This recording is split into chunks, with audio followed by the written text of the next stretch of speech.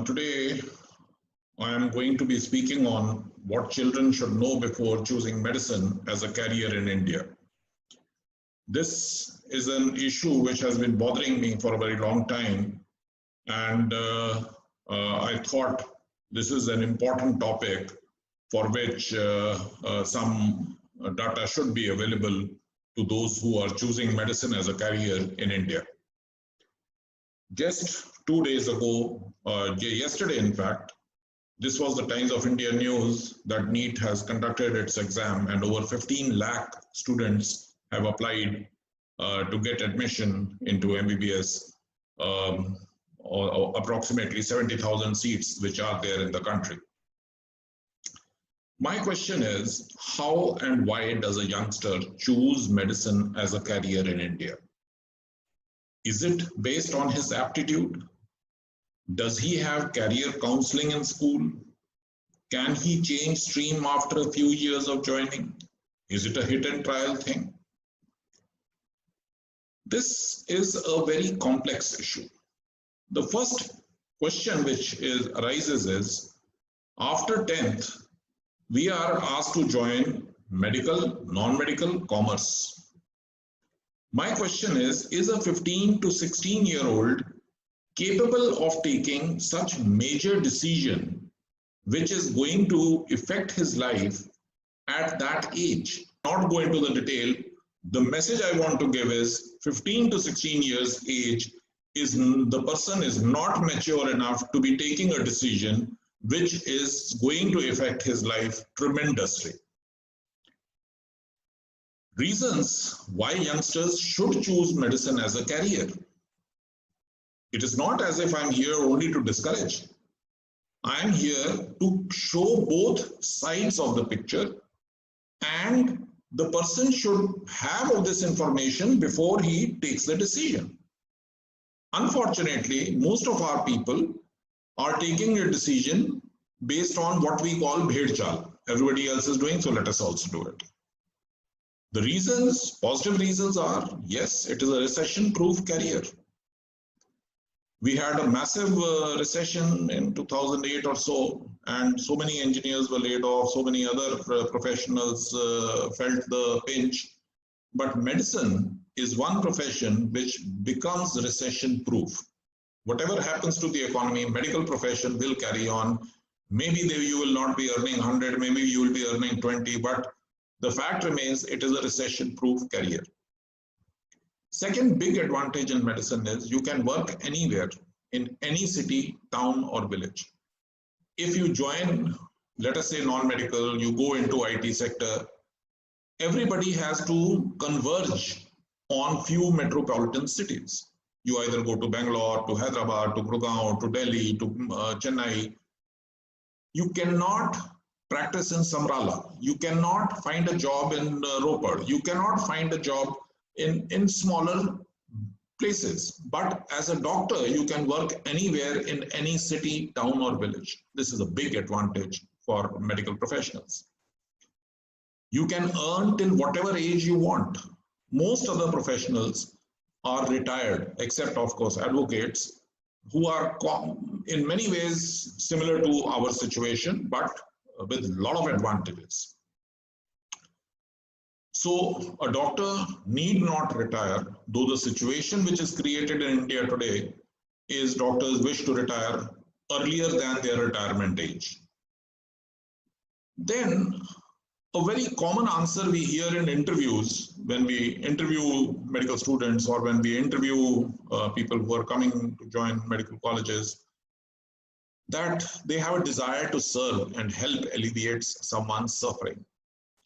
Many of these people have a genuine desire, but as I will show you, this desire is curbed and destroyed systematically by situations which are coming across in India.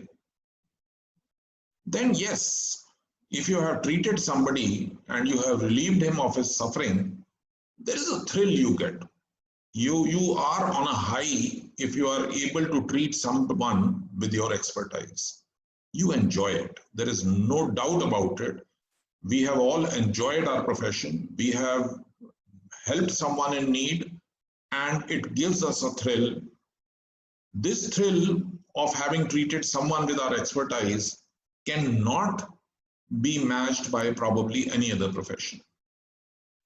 Then there is an issue of respect of doctors in society. I strongly feel that this respect has been systematically decimated over the years. When India gained independence, the Indian medical service was on equal footing as Indian civil services. Today, the youngest most graduate from Indian civil services, the district magistrate, the DC, can haul up the civil surgeon, the director of health services, at his beck and call at whatever time he deems fit, and dictate him on how to manage a pandemic, as we have seen enormously happening during this COVID. So this respect for doctors in society has plummeted drastically, and I feel it has been systematically decimated by those in power. The other advantage is relatively women face less discrimination in this profession than in other professions. There is no glass ceiling. You can find directors, you can find principals of medical college, you can find head of departments who are women, and yes, there may be odd cases of sexual advances which we come to hear occasionally, but by and large, medicine is the best profession for women who are looking for a place or a profession where there is no gender discrimination. In practice, there is some discrimination in the sense, especially in some areas, in geographical areas and in some specialties, where women surgeons are not accepted on an equal footing. They are still considered Sister Gs, but that is the situation of our society. That is not a fault of the profession per se. These may be the valid reasons which I have enunciated so far, but the reasons why youngsters actually choose medicine as a career today is mostly, however, because of peer pressure. My friend is doing, I am doing. Those who are doing well in class are doing, so I am joining. It is not based on concrete information which they have, and the reasoning is purely based on peer pressure. Then there is a lot of propaganda and false beliefs in the society. Many beliefs are there that doctors earn a lot of money.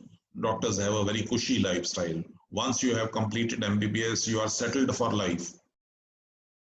And of course, there is parental pressure, which I feel is more from non-medical parents than from doctors themselves. Today, unfortunately, 75 to 80% of medical professionals do not wish their children to join the profession. It says a lot, and I will get into some of the reasons. This kind of public perception that doctors earn crores. I mean, I have been in practice for 30 years, and I still have to see the single-digit crore being reached. So I don't know which doctors have, and okay, there are some people who may be very well off, but then those some people very well off in any profession reach a particular level which encourages others to join. Unfortunately, the proportion of such people in medical profession is very, very limited. The routine doctors, the routine practitioners of medical profession of modern scientific medicine, whether they are MBBS, MD, DM, they are in the bracket of somewhere around 40,000 to maybe around 3.5 to 4 lakhs per month.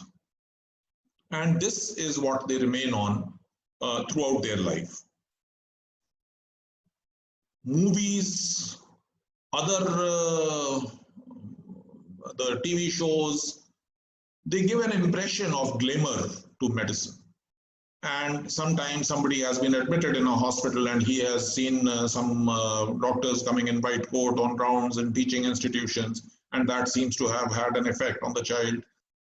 Besides that, it is mainly the propaganda from which the children actually imbibe from the TV as well as the movies.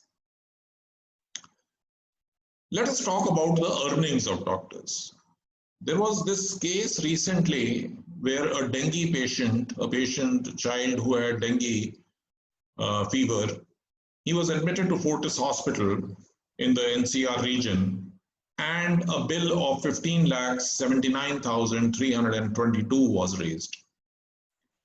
The child had remained in intensive care unit for, I think, 15 or 16 days.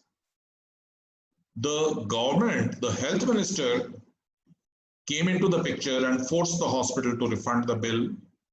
I'm not discussing the bill over here. What I'm trying to show is, in a bill of 15,79,000, look at the doctor's charges.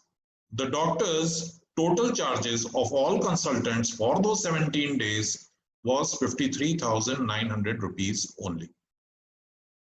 This is a very serious disease. This is an infectious disease, and the person is the high mortality disease. And in a bill of nearly 16 lakhs, the doctor's share was only around 50,000. And this is not one doctor's, it is all the doctors who were involved. If an anesthetist comes to intubate the patient, he has a separate fee. If a surgeon is seeing the patient, he has a separate fee. If the medical person is seeing, is a different fee.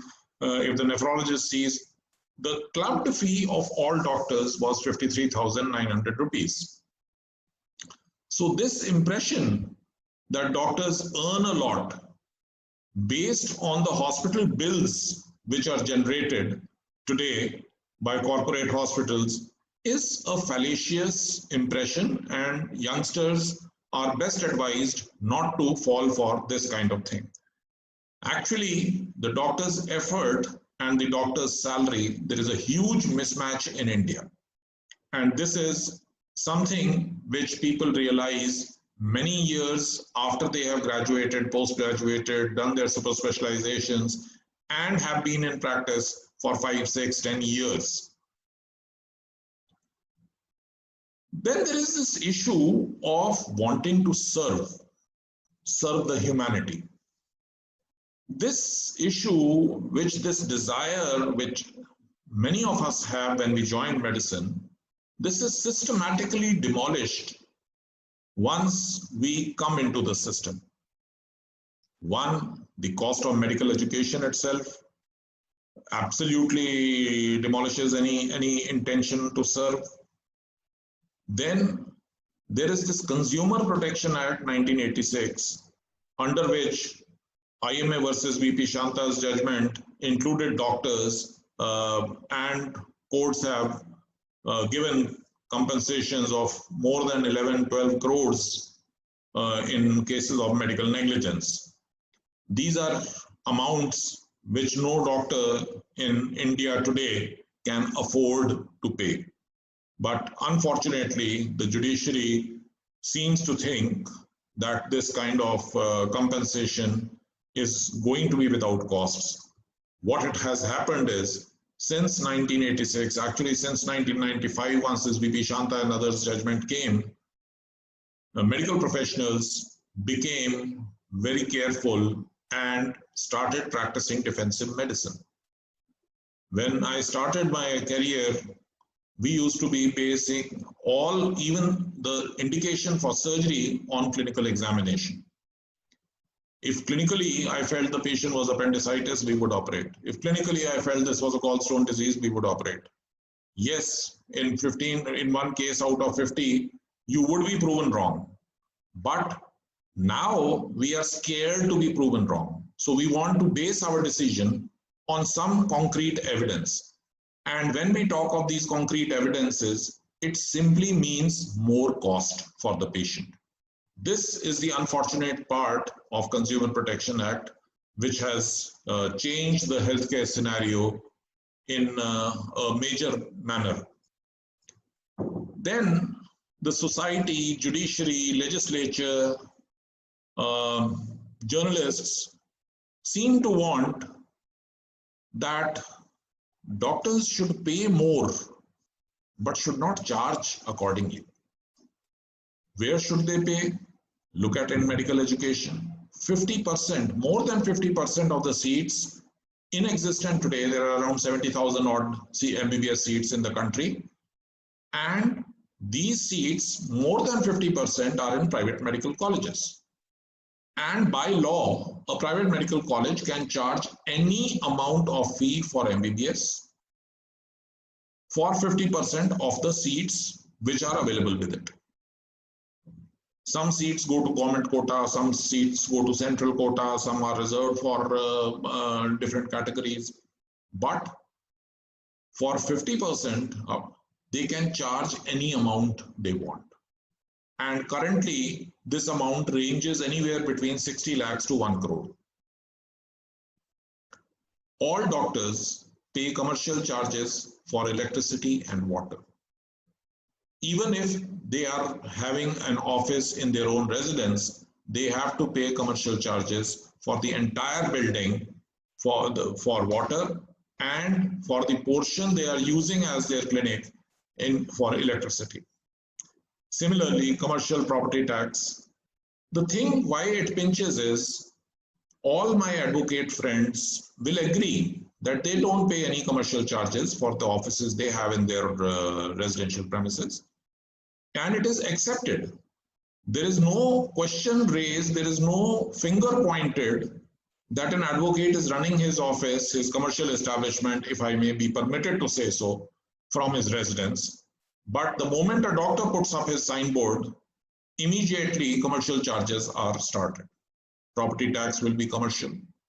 And as I already mentioned, this is the only profession where compensations in crores are awarded.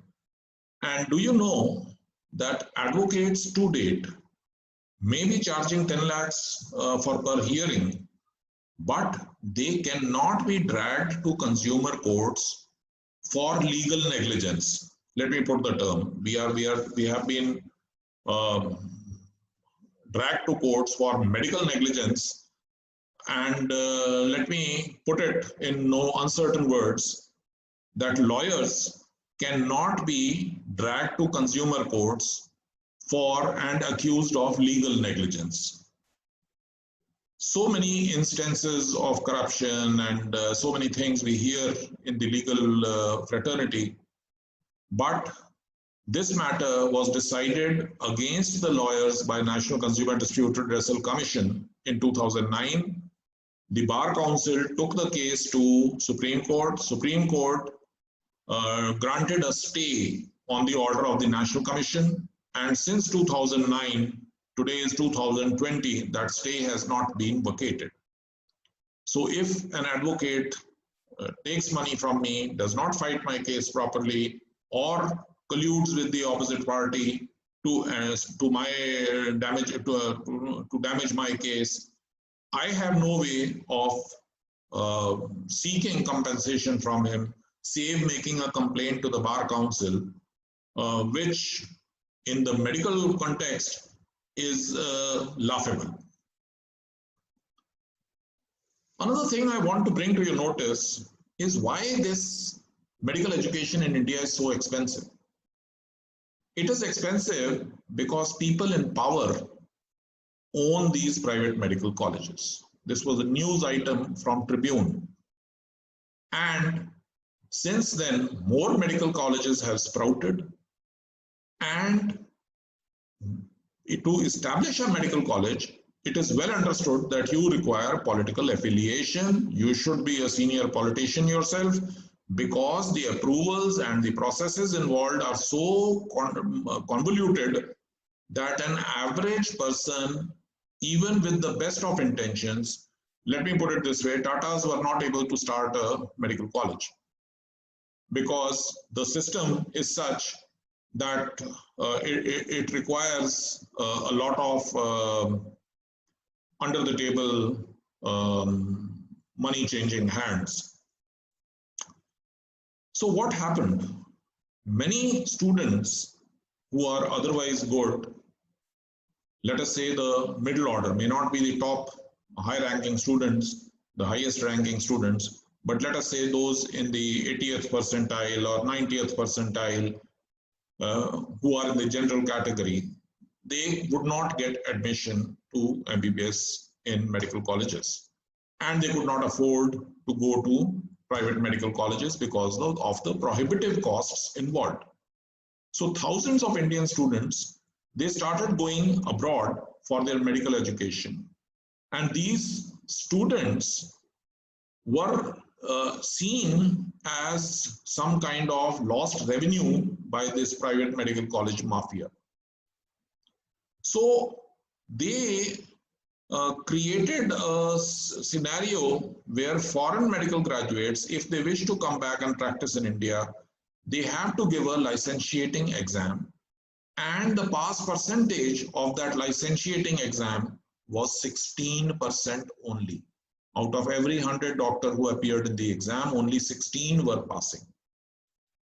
Now compare it with the NEET exam that we are holding, where people who have got less than 0 marks have been given admission.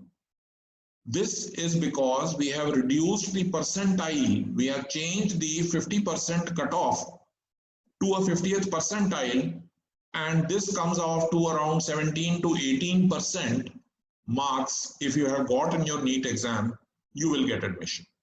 This was very, very important for the private medical colleges, because students who scored more than 50% marks could not necessarily afford the fee structure in private medical colleges in the country. So this was changed to 50th percentile, which brought down the percent from 50% to 17-18%. And now in this large group of between 17 and 18% to 50%, the chances of finding candidates who could afford the fee of the private medical colleges increased. This is what is happening in medical education in India. And look at the cost of medical education in different countries. This is data which I have picked up from the from a news item. Total cost is ranging between 11 lakhs to 19 lakhs. Whereas in India, we talk of that we spend crores to make a doctor in the government sector. If in government sector we are spending crores to make a doctor, obviously the system is very inefficient and we should outsource it to one of these universities. But this desire of children to do MBBS in foreign countries at a lower cost has been curbed drastically because of that licentiating exam. And look at the pass percentage which is shown of candidates who have done their medical degree from foreign medical institutions. We are blamed for the rising healthcare costs. But let me remind you, there has been tremendous technological progress. In 1984, when I graduated, I went and worked in a rural hospital out of my own choice.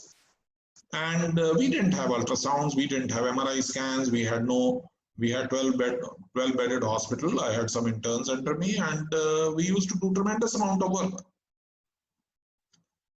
The type of risks we took in these times, I would not think of, or I would think the person to be insane if the same type of risks are taken today.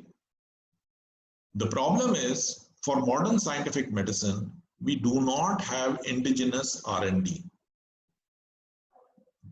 Everything we need to look to the West. They develop, we import or we copy, and then we proceed. Indigenous R&D, de novo research is not a thing which is considered useful in India. Then India is also becoming a very materialistic society. 70 to 80% of healthcare was being provided by small and medium healthcare centers. These were mom and pop hospitals. A doctor with his wife would be a gynecologist, doctor would be a surgeon or a physician, and they would be running a small hospital, maybe 10 bed, maybe 25 bed, maybe 15 bed. And they were providing good services. Surgeries were being done for as less as 15,000 and maximum maybe around 25, 30,000 major surgeries used to be done. But gradually, with the coming in of this corporate medicine, people started demanding, I don't know whether it is only because of corporate medicine or the effect of TV, which shows hospitals to be 5-star hotels. But we faced in our own nursing home this thing, that people would demand some kind of a cafe coffee day in the hospital, or some kind of services which are not core to the medical practice. They would prefer the sweepers to be dressed in a particular code, things which are not core to medical practice. And these materialistic expectations of society has made many small and medium healthcare establishments to close down.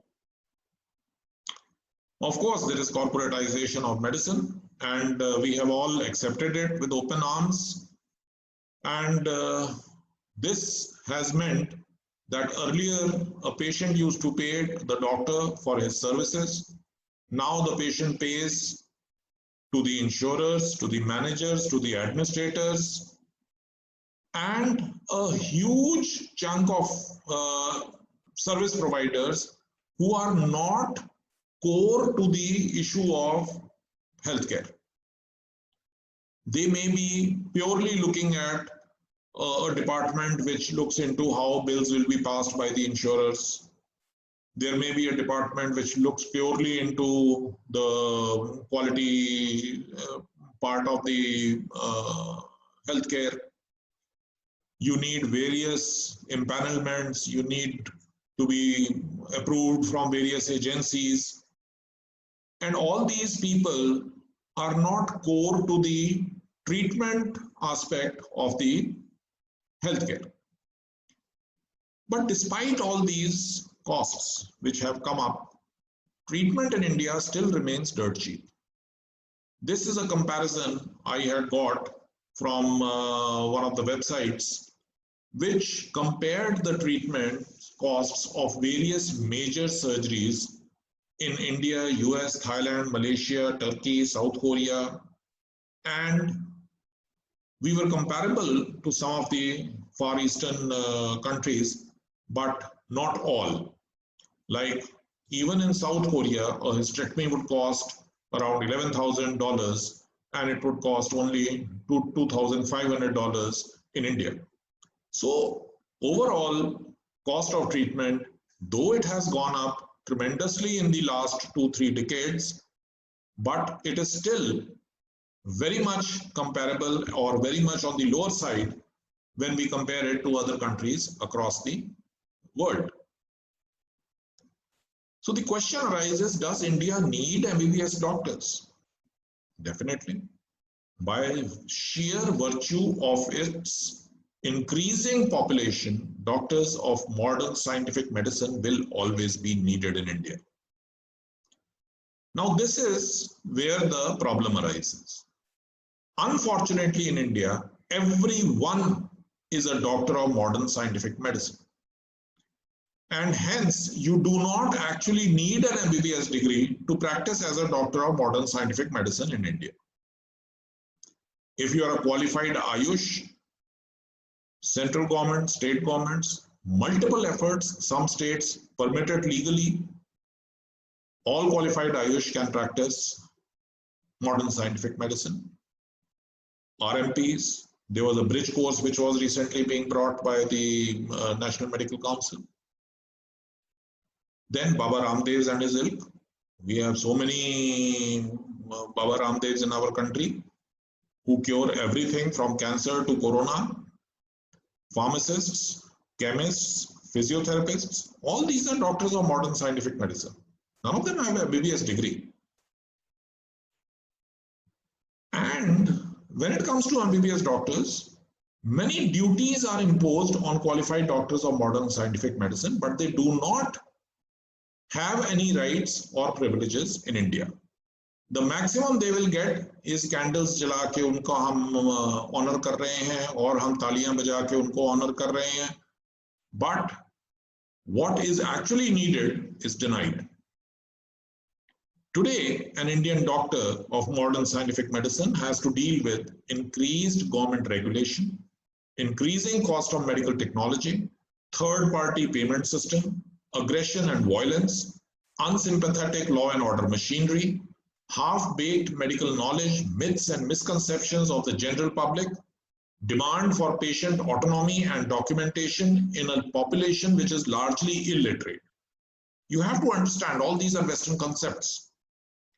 But where do I tell a patient about a stone from the gallbladder which has slipped into the common bile duct when all he is concerned about is कि जी मुझे धरन हो गई और मैं मालिश करा लूंगा और वो ठीक हो जाएगी? This is our country. Day in, day out, even today, I come across patients with duodenal ulcer, patients with cancer in the stomach, all of whom have been had this malish for dharan, which they have been told by their practitioners that that is what they have. And of course, somehow the Nobel Prize Selection Committee has always overlooked our brilliant doctors. Look at this Dr. Munna Tiwari. He can give an advertisement that मरे हुए इंसान को जिंदा किया जाता है. This can only happen in India. Why should youngsters not choose medicine as a career? My problem is, at the age of 15 years or 16 years, you are asked to choose a career path. Once you have chosen medicine, after 11th, in 12th, if you want to go back to non-medical, you cannot do. It is a tunnel system. If you have spent 3 years or 5 years in medicine, you will have to remain in medicine. Those 5 years will not be given credit for if you wish to switch your stream. This is a big problem. So your decision, initial decision, has to be bang on target. Then there is something called super specialist culture which has come into India.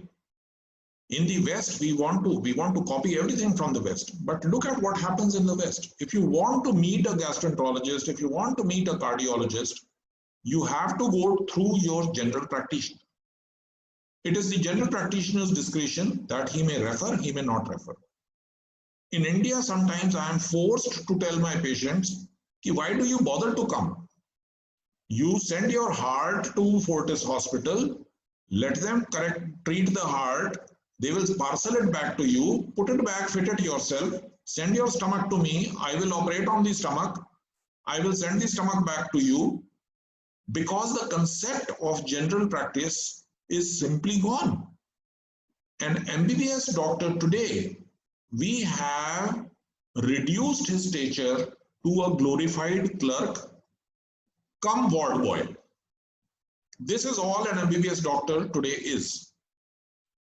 And when we talk of doctors' earnings, we look at what the average earning is. An MBBS doctor will get around 40,000, maximum 50,000. This is after 5.5 years of study. MD/MS, 80,000. This is after 9 years of study. If you do DM/MCH, you may get anywhere between 1.5 to 4 lakhs per month. And this is after 12.5 years of study. And the worst part here is, every stage you become unemployed immediately after completing that.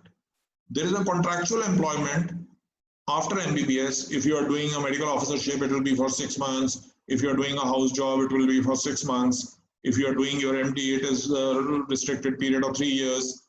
And after completion of those 3 years, you are on the roads again. There is no assured career progression for an MBBS doctor unless he joins government services.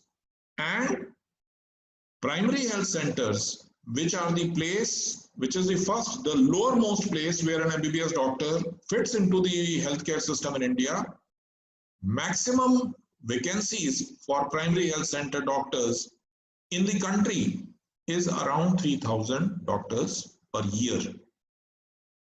And we produce more than 70,000 doctors per year. So when the government says that MBBS doctors don't go into the villages, let them look at their own figures. This is taken from National Health Survey. I'm not quoting this from my own.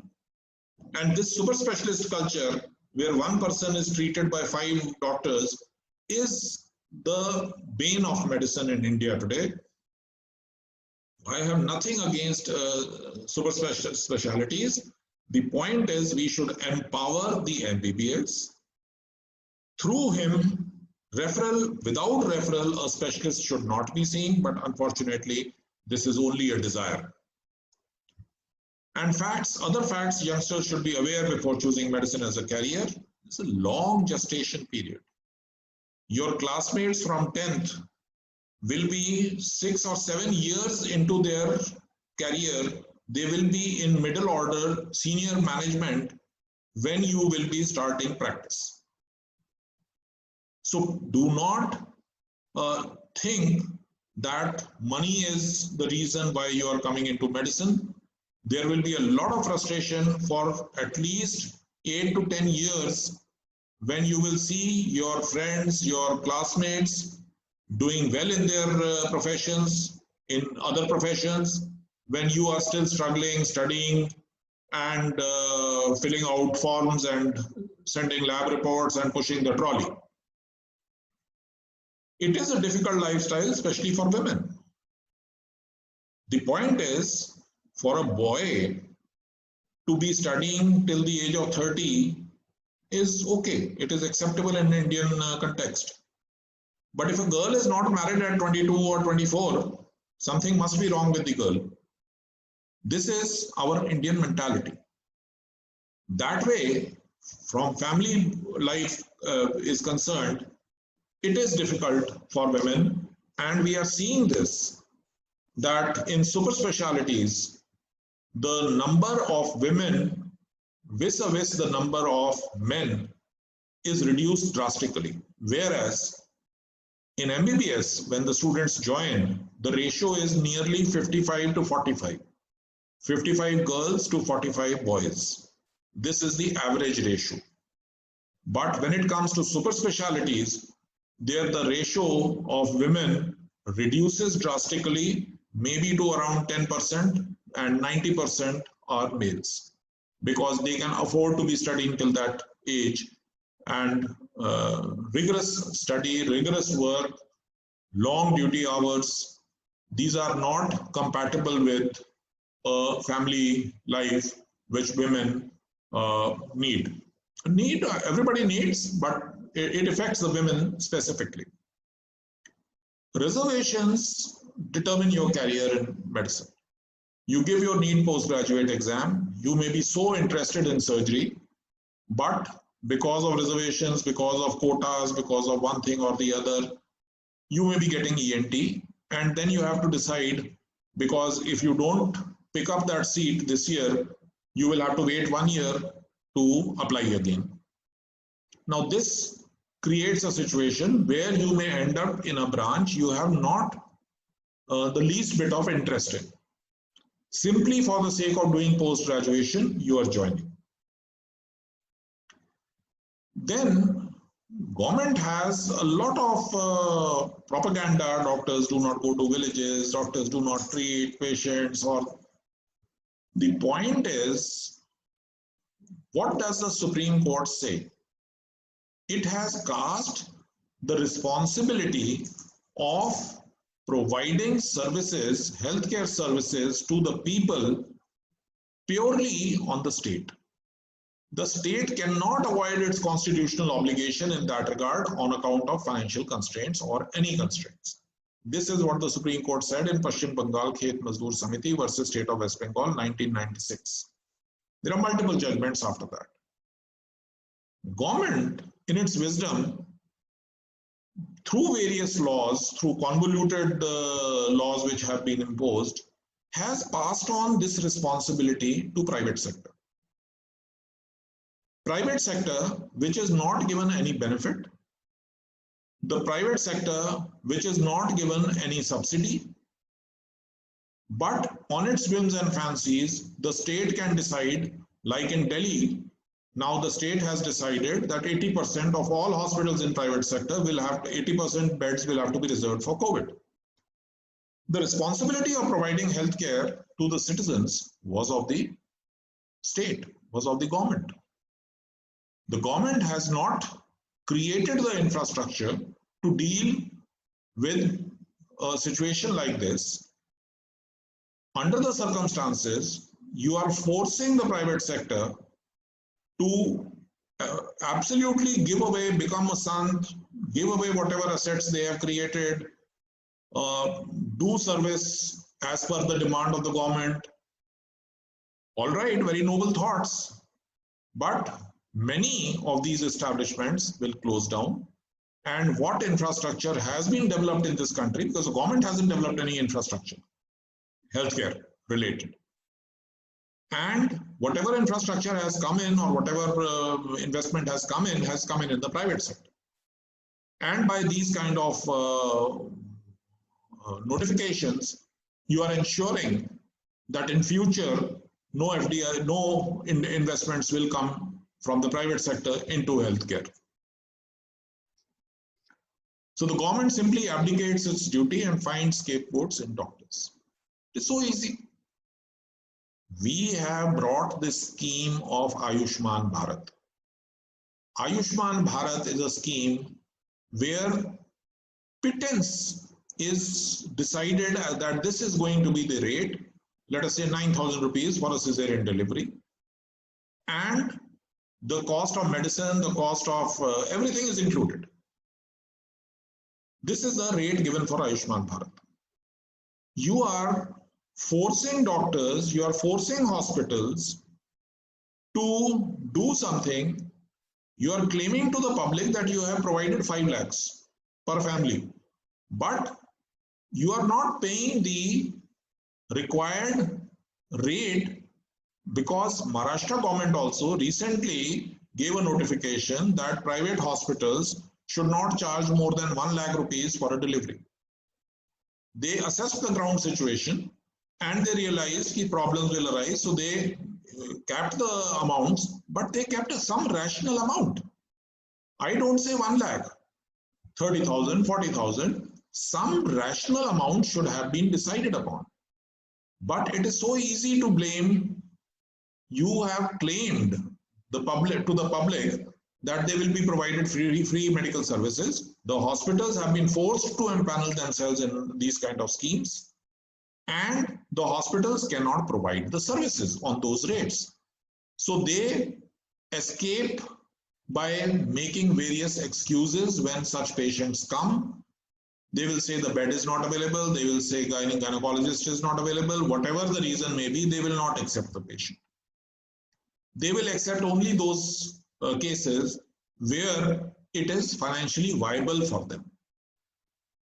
Now this is the duty of the government. You wish to involve the private sector, but you cannot force the private sector to work for pittance.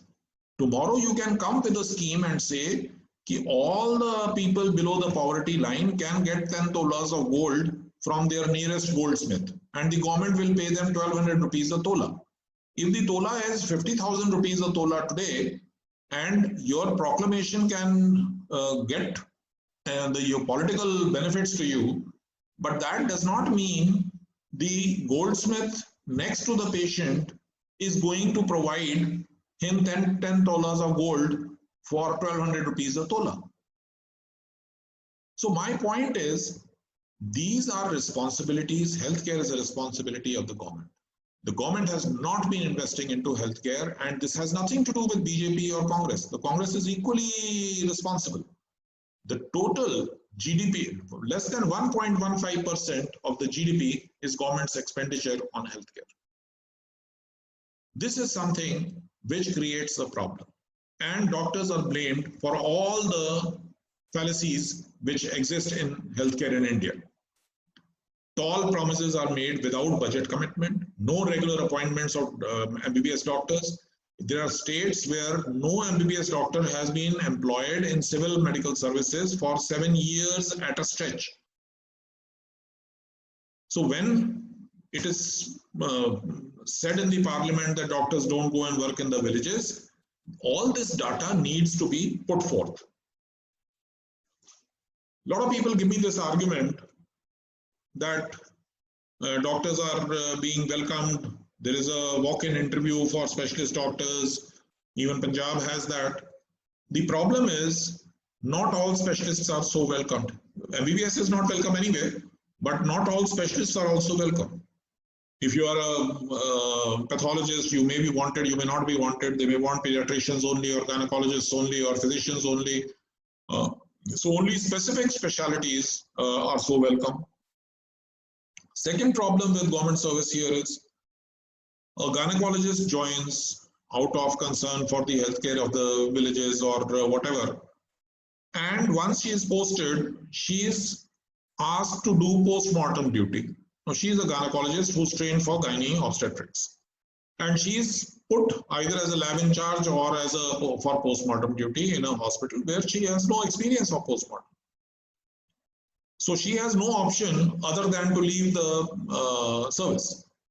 Similarly, I had gone to Karnataka, to Hyderabad once, and in one of the hospitals, there was this DM cardiology, and because the government had insisted anybody doing DM in the state has to serve for 2 years in the with the government, and the government has posted them in primary health center. The training the person received for doing angiography, angioplasty, obviously he is going to lose the skills if he is posted in a primary health center, which does not have facilities even for an ECG. And in the government sector, there is this postings and transfer mafia. I mean, the less said about this is the better, because all doctors are forced to kowtow to this mafia. Basically, doctors in India have been made whipping boys. What whipping boys were? In olden days, the kings and the rajas, their children would go to schools, and in those schools, there would be other children also. But the teacher there could not spank the prince. So to get over the problem, another boy used to be sent along with the prince to schools, and if the prince did something wrong and he had to be punished, the boy who accompanied the prince would be punished, and he used to be called the whipping boy. So doctors today are actually whipping boys of India, and all the faults or fallacies are dumped on the heads of doctors today. Another major problem with medical profession today is what we are facing is there is a disproportionate universal desire to hold doctors accountable. Everybody wants to hold doctors accountable, whether or not they have an iota of medical knowledge, but everybody has an opinion and everybody is overeager. Today, doctors are under Consumer Protection Act. They are being dragged regularly. But what is strange is doctors also simultaneously, in the same case, can be dragged and complaint can be made to State Medical Council. A police complaint can be made, FIR lodged. A medical board which may be formed if the person has given a complaint to to either the civil surgeon or the CM or the Prime Minister, the order will come and a medical board will be formed. there is something called Clinical Establishment Act which has come in now. For that same case, a complaint can be made to the Clinical Establishment Act, to NABH, Central Consumer Protection Authority, ECHS authorities, Ayushman Bharat authorities, NRI cell, Women's cell, SC/ST Commission, Civil Suit for Compensation, National Human Rights Commission, and even High Court and Supreme Court under Article 226 and 32. I will not go into the details, but the problem with this is, at a time, for one single case of alleged medical negligence, the doctor may be defending himself before 5 or 6 fora, tribunals, commissions, whatever. Basically, these are quasi-judicial bodies where doctor has to defend himself. And whichever gives the judgment first, whether the judgment is correct or not, is usually lapped up by the others and it becomes a uniform verdict. There is no other category of citizens in India who are prosecuted at multiple places on one cause of action simultaneously. There is a law, there is many principles of law, double jeopardy, res judicata, issue estoppel. Basically what it means is, if one case between two parties has been decided by one court, you cannot go to another court on the same issue. Similarly, double jeopardy, one person cannot be punished for the same crime more than once. All these principles, however, are meant only for citizens of India. Doctors today are not considered fit to be citizens of India because they can be prosecuted in 5 or 6 fora or quasi-judicial bodies or courts simultaneously on the same issue between the same parties. This is something which is causing a lot of heartburn, a lot of frustration among doctors, and is going to create a problem for India in the years to come. It is changing the demographics of the medical community, with many bright and experienced doctors either migrating abroad or playing it safe by selecting their patients. Some are even refusing to provide emergency services, or some are retiring from active medical practice at a relatively young age. We have a lot of thick books on medical practice and on medicine, on surgery. But today, to practice medicine in India, you also need to be aware of what the courts want in a particular situation. So it is not only necessary that you read Harrison to practice medicine. You also need to be aware of what the court pronouncements are in different diseases and different judgments. Another major problem is there is no cap on compensation that can be awarded against a doctor. But a doctor, his fee is capped. Under Clinical Establishment Act, the government can decide how much you are going to charge. But if a patient is alleging negligence, he may claim any amount he wants. There is no cap on that. Whether it is 200 crore or 2000 crore, the patient is free, the consumer is free to ask for any amount, which is another major problem. So doctors today have to fight against disease, costs, ignorance, insurers, government, courts, patients, press, and the responsible media that we have gives fantastic headlines. We have innumerable cases, doctor death, ye, wo, and later everything has been proven against. But then the apology, not even the apology, the denial or the clarification will be pushed on within 2 lines on page 8. What these kind of things do, when you publicize kidney theft in a fashion as if it is a horror story or basically to increase your TRPs or to improve the sale of your newspapers. Now this gentleman in this cartoon is worried about kidney theft, and so he says, you operate on me, but you operate without anesthesia. The problem with healthcare is we are large, huge nation. Doctors are less in number in government services. Infrastructure is poor. There is a lot of waiting. That leads to a lot of frustration among patients. And that frustration comes out on the people who are in front of them, which is usually the doctors. Whereas the cause of that frustration is poor budgetary allocation to health. There is an increasing number of incidents of violence against doctors reported daily. I have data of at least 5 doctors who have lost their lives to violence. It is condoned, this violence is condoned by our society, judiciary and legislature. Whenever we go to make a complaint to the police regarding an incident of violence, every time we are told, Doctor Sahab, uska bhi to mareez mar gaya, usko gussa aa gaya. This is something which I have always failed to understand. If justifiable crime is non-punishable, you think that his patients, the patient expired, so the relatives were within their right to vandalize the hospital, to assault the staff. So you are saying that this is a justifiable crime, so there should be no FIR on this.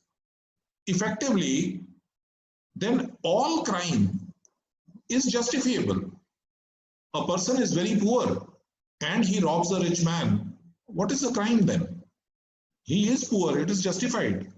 Why file a case against him?